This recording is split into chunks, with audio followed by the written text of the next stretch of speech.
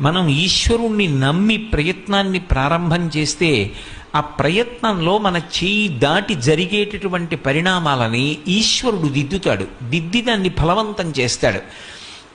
అందుకే వారు ఆ స్వామి చెప్పినటువంటి మాట యందు పరిపూర్ణమైన విశ్వాసంతో క్షీరసాగర మథనాన్ని ప్రారంభం చేశారు. ఆ పాలవెల్లి లోపల అప్పటికప్పటికి మందరాగము తిరుగన్ చెప్పెడిదేమున్నది అజుని చెవులు చిందరగునియన్ అన్నారు.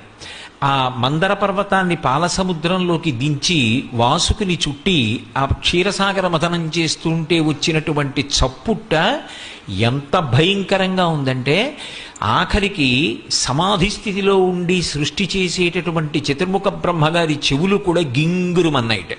బ్రహ్మాండమంతా కూడా చర్ చస్ అనేటటువంటి చప్పుళ్లతో నిండిపోయింది. మొట్టమొదట హాలాహలం వచ్చింది. ఆ హాలాహలాన్ని పరమేశ్వరుడు పుచ్చుకున్నాడు.